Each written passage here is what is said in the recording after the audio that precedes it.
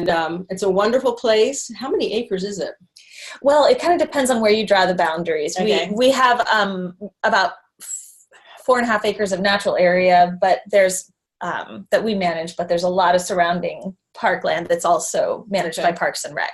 So it's a little tricky to answer that question because we have the habitat gardens up close to the center, which we manage very carefully. And then a little further away from the center, we have wildlife habitat that we use also for education. So there's hiking trails and educational zones throughout that area. And then further afield, we have wildlife habitat that's, we prohibit access for people because that's for, that's sort of our wildlife source, actually, because there's so much of the land that we don't touch and that we don't go back there and that we don't open up to visitors. That's kind of why we see so much great wildlife in the closer in areas of the park. So Ashland is a pretty urban town. If you were to look at us on the map close up, it's pretty urban in the sense that, you know, it's getting more and more urban infill. So we're losing our open spaces. I can tell the difference in just the 6 years I've been here. So the North Mountain Park Nature Center is just an amazing asset for our town, our city, because it is so large. And Libby mentioned the gardens in back, which I don't have pictures of, but it's a great educational place for people who aren't familiar with gardens to come. And it sounds like a lot of your cities are working on those kind of pollinator gardens, which is just amazing because people need to see what it is that we're talking about. Anyway, that gives you a little context of where we are.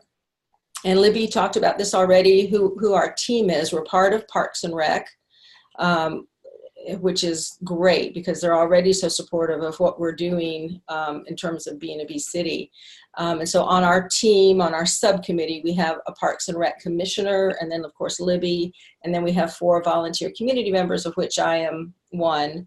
I was the first, and I've been I guess they've been changing. So I've been steady all this time. Yeah.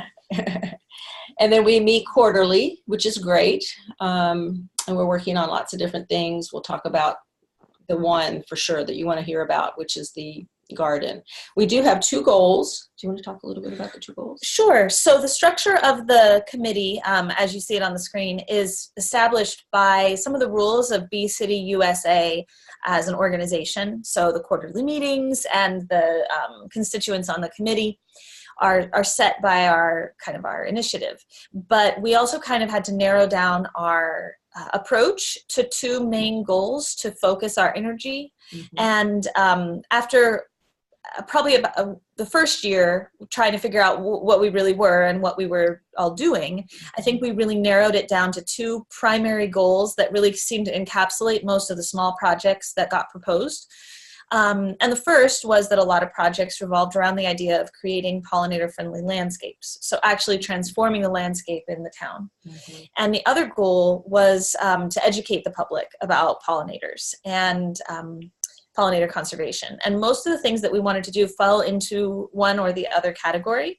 So it seemed probably the best use of our efforts to pick one actionable project from each of those categories each year to achieve. And that kind of gave us a way to focus ourselves when it can be difficult to transform a whole lot of area into pollinator-friendly landscapes when you don't have with limited resources or limited staff time. So thinking from the broad goals of transforming all of the city into as much pollinator-friendly landscape as possible, we really narrowed that down to say like one actionable project that made a small portion of the city more pollinator-friendly, and one actionable project that educated people. And the Pollinator Garden Program and the Pollinator Garden Tour seem to kind of meet both of those goals at the same time. So that helps focus us. Yeah.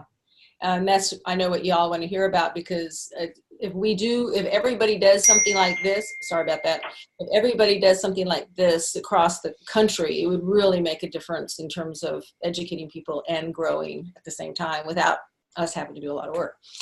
So our Pollinator Garden Program, and please jump in anytime. Sure. Our Pollinator Garden Program, we started operated in 2016. So we formed, if I didn't already say that, we formed at the very end of 2014, 2015.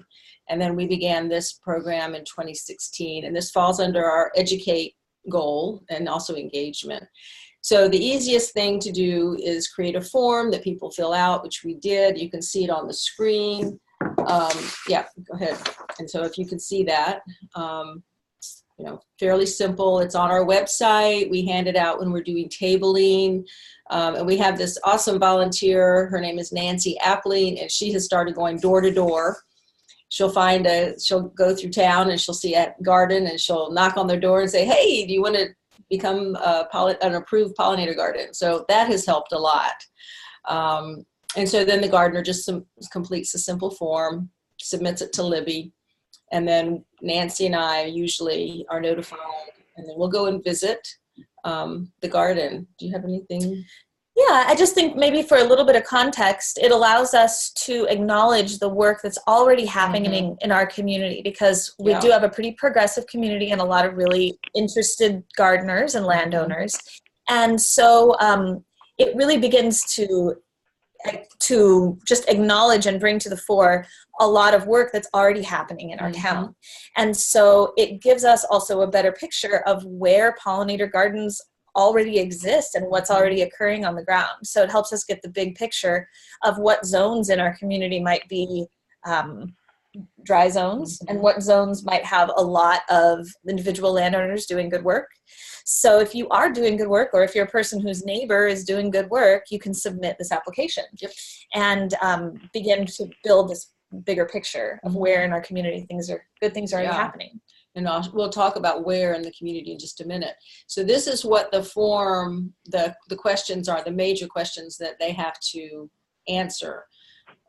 So we've come up with 3 criteria for basic requirements. So we want them to say that they're not using any kind of pesticides, that they do have plants, trees, shrubs, flowers, whatever, are going to be blooming pretty much all year long. We're further south than you are, so we can start having things bloom in February and go all the way to November or December, depending on what the weather is. It's a warm year this year. And then we asked for some sort of water source, and I would like to update it. See, I just put this here. We don't really ask them to have a source for mud for like mason bees or butterflies. So I think we could update that form. But anyway, we're wanting them to have some way of providing moisture for the different pollinators. And then in addition to those 3, they have to have at least one of these. So we're asking them to think about the source of their seeds and the plants, not to have neonicotinoids on them. I don't know if that's a big thing up your way, talking about the neonicotinoids. So this is an awareness that we've been trying to bring to our people. And then we want them to think about the different kinds of pollinator insects, and then have 3 native plants, which usually is easy. We've had a couple gardens where we've really had to search, but they usually can make that without a problem. And then we asked for them to think about bee habitat. So that's the form that we've asked them to fill out. And then there's another question, which I didn't show you, but on the bottom of the form it says, do you want to be part of the tour?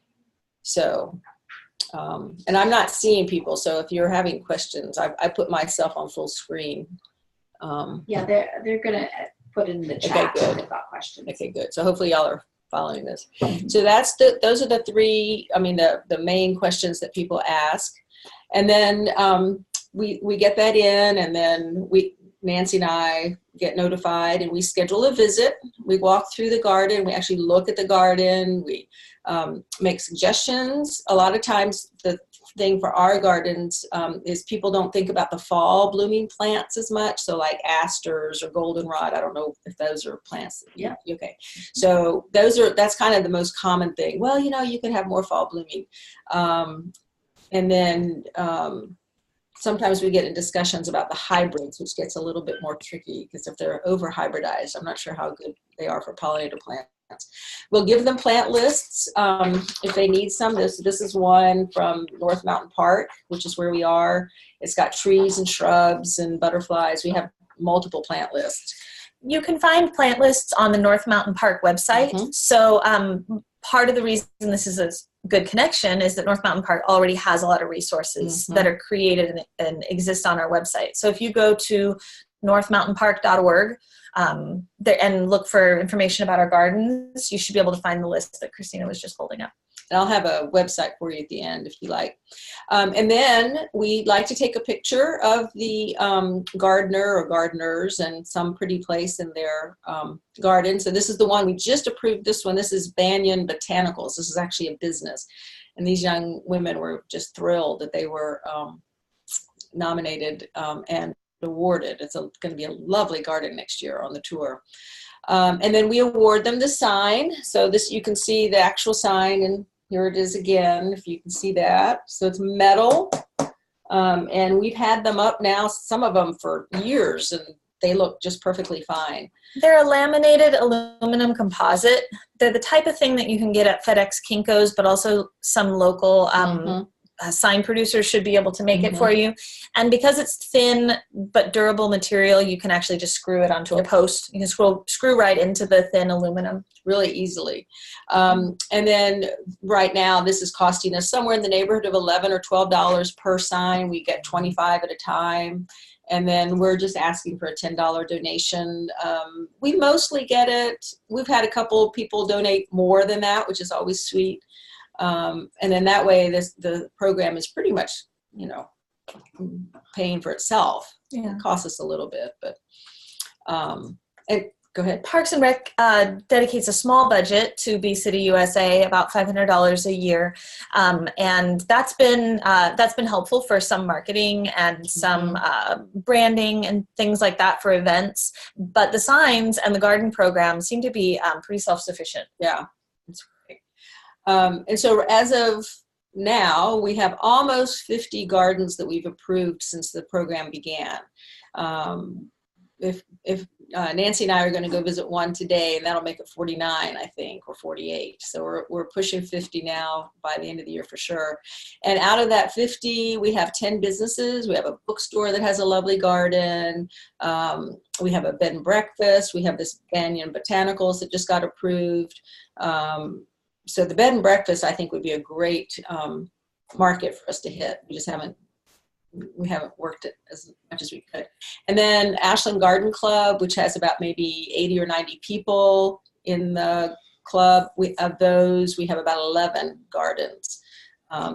So I think we're doing pretty good in terms of getting some, out of 20,000 people in Ashland. I don't know what the percentages are for other cities that are. Talent has a small garden program, I should say that, and Phoenix has a very small one, but I don't know how much they work it. And then, so this is more about the tour then. So we started the tour in 2017. So we've had 2 tours now. And the purpose of the tour is multi. We want to inspire people to create pollinator habitat, either to start a garden that they might not have one, or if they do have a garden, to think about what kind of plants they have, because pollinators need different types of plants than just a regular ornamental garden with lots of exotics from, China or whatever, which are beautiful plants, but may or may not help our pollinators and beneficial insects here. The native plants really need to be planted more. So, and then at the same time, it's raising awareness about the role of pollinators and how crucial they are for our food systems and our ecosystems. Obviously, none of us would be here without bees, and native bees especially, and butterflies. And then hopefully people that are visiting will go, oh, well, this is really super cool, and I want to be a Bee City USA garden. So hopefully we're going to get some applications after a tour. And it really, to me, it's a perfect blending of both of those goals to create pollinator-friendly landscapes and habitats. Mm-hmm. Well, in a way, you're doing that through education, and you're proving that you're doing that through education because the individuals in our community who are already successful at that are educating each other. And every time we do a tour, we end up getting some more people who will seek certification the following year. And I think that means that there's a good bridge between education and action on the ground. Mm-hmm. So it takes the burden off of us to create pollinator gardens all over the place when you don't really have enough manpower to do it all yourself, but you use the community through this educational program to do that work for you and then acknowledge it. Yeah, and it creates community too. So yeah, and this is actually a picture from the 2018 tour. If you look right there, that's the booklet that I'm going to show you in just a minute. This is the gardener of this particular garden. In fact, pay attention to this garden because you're going to see it again in just a minute earlier. Did you have something to say? No, I think we're good. And so, as I said, we've had the garden tour now going for 2 years, 2017 and then this year again. And what we like to do is prior to the year, like in 2019, we'll have like a social. So we'll invite as many of the gardeners to come. They meet each other, they talk, we talk about the tour, you know, just to bring people up to date. We've been having it just one day on a Sunday from 9 to noon. Which is great, but then we have so many gardens. We've had like 16 this year and 18 the year before, and obviously not everybody can visit that many gardens in 3 hours. So I'll talk about our plans for next year in just a second. But so we have a booklet, and people, you'll see some pictures of the booklet in a minute on the screen, but this is what it looks like. And so people get this when they purchase their ticket.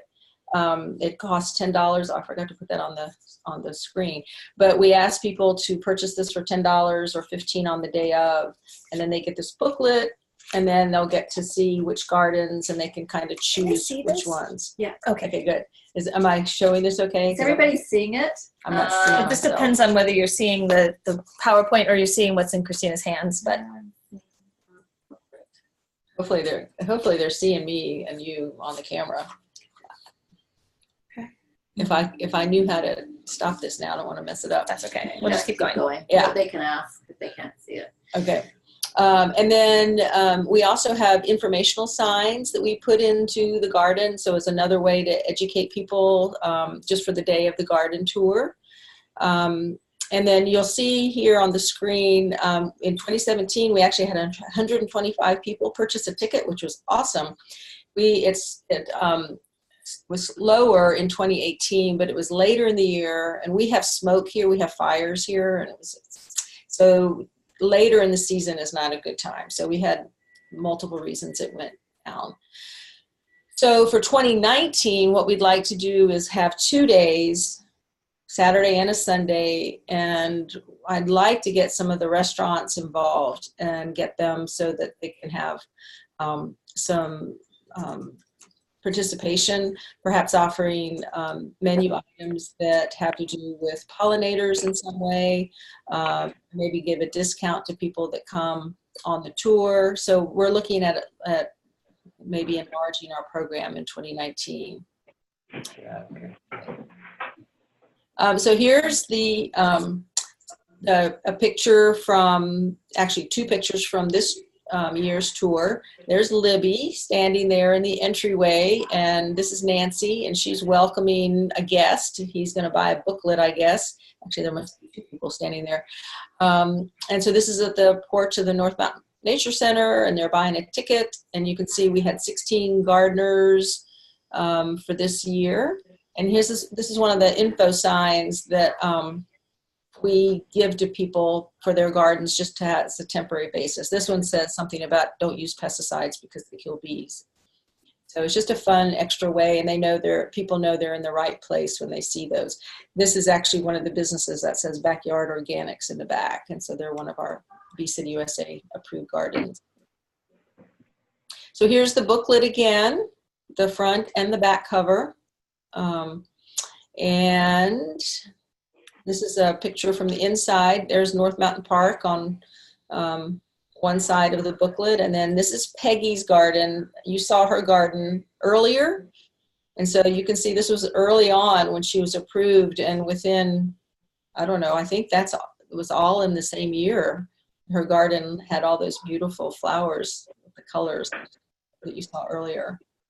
So I think the booklet is really nice. People can get a description of what people want to say about their garden, plus see a picture, and they can choose which garden they want to go see. And then here's actually the end of the presentation. This is another picture from this year's tour. This is the gardener Valerie, and 2 of her visitors. She has an amazing garden. So if you haven't visited our website yet, this is the one that Libby was telling you about. And we do have an annual report here. I guess I could, I wonder if it'll show up. So that is an annual report if you wanted to see that for some of the things that we did. And here's our contact information. And I think we have plenty of time for questions and answers. Yeah. Let me just unmute myself. Now, if I go back to here. Okay.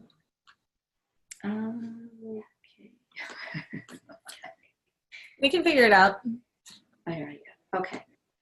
Okay. You just do it yourself. All right. So that was fantastic. Thank you very much for sharing that fantastic garden tour idea. And so now we'd like to open it up to all of you to see if you have any questions, whether you'd like to type them in or actually just unmute yourself and go ahead and ask. Okay. Let's see. Anybody want to ask? We're okay. I'm not sure. I see you're all unmuted. All right, so maybe Susan, looks like Susan, you got a question? All right, so I'm going to unmute you. There you go. No, I still can't hear. There you go. Here we go. Okay. Susan? I have a project. maybe both of our volumes are down. Okay. Oh, Can you hear me? you hit Shelley, hit the mute on your computer screen. Okay, There you go. All right, can we hear you? Susan? Hi. Can you hear me now? There. Can everybody hear her? Great. Yeah. I should go. Okay. I found this really interesting because I have a project I've started in the last year called the City of Kawartha Lakes Pollinator Pathway. Here's my sign. That's wonderful. Wow. But my project is about mapping all the gardens that people have, that we see what our pollinator habitat looks like. Create a Google map that will illustrate where the gardens are. I really appreciate your presentation because it shows me how I can step up this project from just being, say, a mapping project to the idea of the garden tour. I really like that. And so this has been really educational for me, a way of making this of mine more, expand it in the community aspect of it, especially getting everybody who has a garden together for a social, that kind of thing.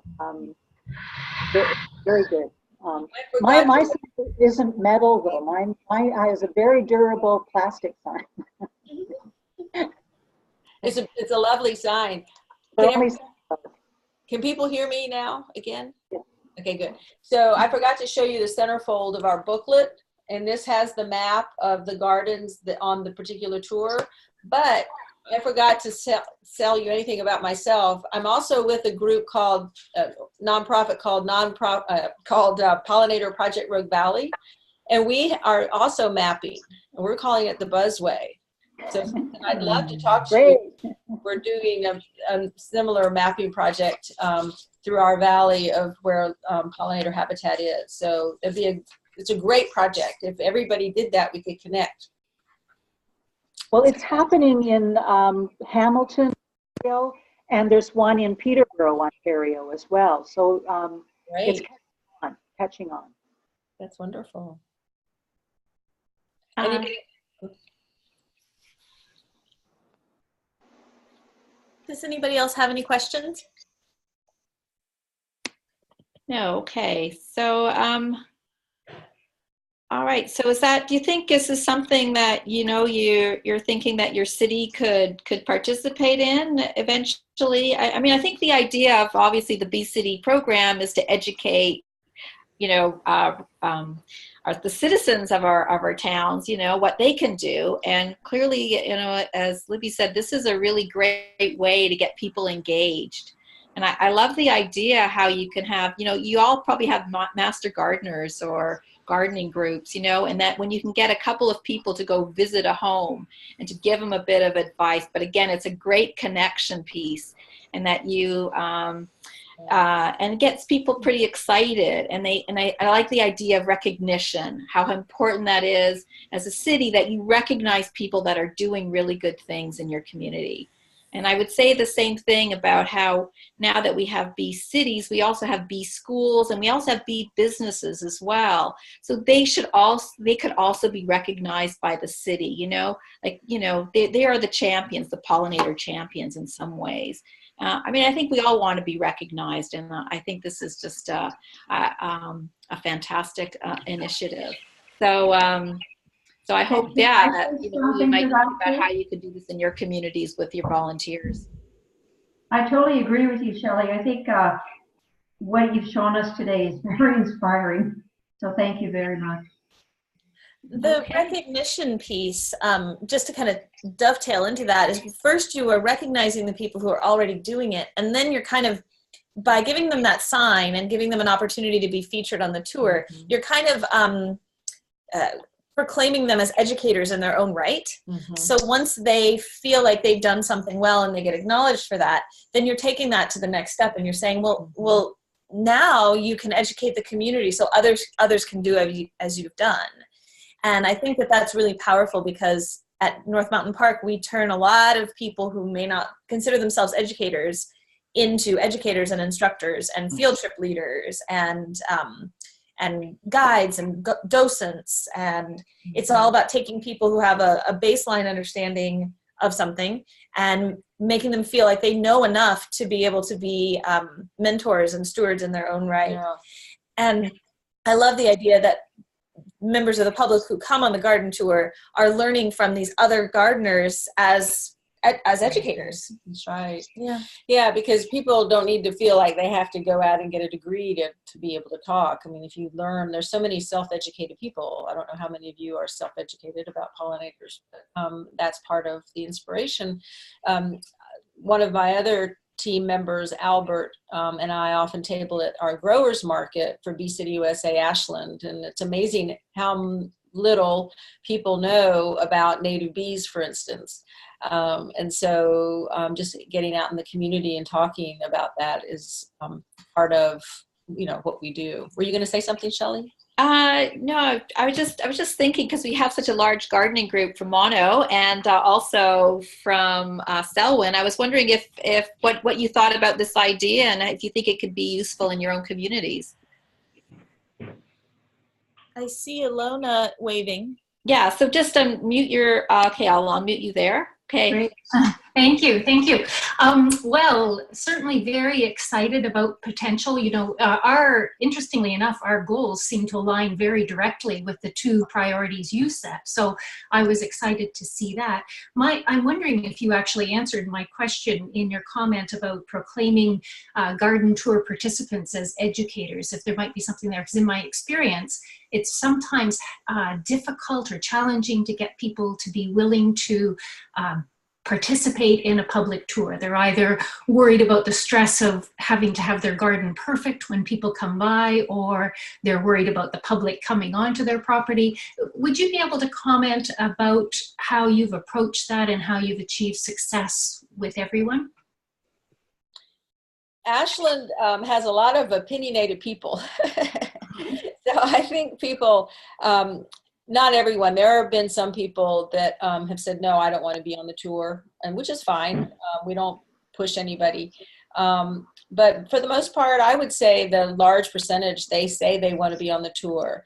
And, we have such a change in elevation and a change in soil in our small geographic area. And so you can find lots of different kinds of gardens. And some people really are very, neat and tidy, and other people are just much more relaxed. So we haven't really had a problem. I mean, we would never have all 50 gardens on the tour. People just want to do that. I think our problem more is trying to figure out each year, who's going to be on the tour. I think that's going to be our bigger problem. 16 gardens in one day is too many, but how do you tell people no? And I think you kind of have to, I think we've done a good job, and Kristina's done a good job of framing it up as such an exciting thing to be certified as a Bee City USA approved garden, that that people get a little, they feel proud of themselves. Yeah, for sure. And they feel like maybe there's something that they want to share with others. So it hasn't been too much of an uphill battle to convince people to participate, mostly because it seems like such a cool thing to be certified that it makes you a little bit of an expert, and we did a good job, and maybe we would like to get that acknowledgement. And we, in our materials, we say there's no bathroom available during the tour, so we make it clear that you're not going to be traipsing somebody's house. We tell people to bring a hat. One thing I didn't even think about putting in the presentation is Libby and her staff put together this amazing rec guide every, 3 times a year? Yeah. And in there, it's got a description of the tour with a picture, and that's how people register. And so people know what's going to be happening, both the visitors and, of course, then the gardeners. So I think for the most part, the gardeners have really enjoyed it. It's a way to reach out to the community and meet people. I think it's been a good event. It's possible that it would be a little more challenging to have it be entirely self-propelled. Yeah. Because Parks and Rec does offer some infrastructure there. Yes. Registration system is much smoother because we have an online registration system for all our programs. The marketing kind of happens of its own accord because we have Parks and Rec has a marketing budget, and we have a rec guide that's mailed out to every household in the town. And this is one of the programs that appears in that recreation guide. So there would be a few other hurdles if you were trying to self-market and self-register. It's true. But it's not impossible, but it would be a little bit more challenging. Yeah. So we haven't talked about budget, and so Libby mentioned that Bee City USA Ashland does have a budget coming out of Parks and Rec, but there are a lot of things that benefit Bee City USA Ashland just because Parks and Rec has already given money to North Mountain Park, and so it's really great for us that some of our costs are kind of Libby's costs. And Libby's time too. So, it is a commitment from the city. But if the city understands the benefit to not only the entire ecosystem, the entire world, but also to the community, then the city hopefully is going to go with that. And obviously Canada, cities in Canada are understanding the importance of it. Yeah, we're smart up here. I got that. Yeah. Okay, so is there anything else pressing? I think there's been some people wanting to get a hold of the PowerPoint presentation, and if you're okay, Kristina, and maybe forwarding that off to everybody, and seeing if there's anything else. To help share any files or systems that we've developed that might be helpful. Yeah, I think that application form is a really good idea. I think that you'll all decide, what works for your community, and they'll all be a little bit different. But so maybe what we could do as the next follow-up is perhaps in a year from now, maybe we can all get back together and we'll just see where we are with the garden tours. How does that sound, or something like that? Yeah. And we'll just see where we are, where we're moving to, and maybe how we can get some help, because I mean, that is a big piece. Is, you know, I just like that idea that we educate them and then they can educate others, right? And then it takes a little bit of pressure off the city, because you know, we're doing now. Yeah, I mean, exactly. So by sharing this idea here, you know, I really do want to share resources with people, because as an education center, you know, if I've taken the time to develop some flyer or form or some system that will make it easier for people, and there's something that you want to use that we have, please go ahead and email me, because I think PDF versions of these things are available on that web link that Kristina showed you. But if it needs something that's modifiable, maybe you need the original Word document because you want to make some tweaks, go ahead and just email me. Okay. All right. Let's see. All right. I don't know if we need to wrap up. Any questions or something? Did you find, maybe you can get a little bit of feedback too for me, just to say how you found this session, if it, you know, was helpful, or what other things you'd like to talk about. So the idea about these meetings is that we plan on having them like every maybe 5 weeks. I mean, not maybe, you know, to see what works for you guys, but we'll have a little different topic every single time. And the idea is that we'll all really present to each other. So we'll all learn what other communities are doing. You know, here, that's why I thought Ashland is doing this. They've been a Bee City for quite a few years, but over time, you know, you'll all have your particular things that you're, you know, that you're learning and doing, and that can share with other people. Now, this is great, Shelley. Thank you very much for organizing this. I think this is something that Bee City USA could learn from. Yeah, well, we can all learn from each other, yeah. Okay, so I wish you all a wonderful day. Thank you all so much for joining. And you'll get an email from me shortly with a few other sessions coming up. Maybe we'll have one more before Christmas. Maybe 2 is stretching it, but 1 more before Christmas. And then we'll start in the new year with some more sessions. And if there's something that perhaps you'd like to present to all the other Bee cities in Canada. Oh yes, and I just want to know what your feelings are if Ashland could join us in our group for sharing. Are you all in agreement? Okay, that this is kind of bees, pollinators without borders. Yeah. Maybe that's something we could all learn about, right? Forget these borders. Ideas for you. And all share. Okay. All right, with that, I'll say goodbye and wishing you a wonderful day. Bye. Okay, Thank you. Libby. Wonderful job. All right, bye, everybody. Bye.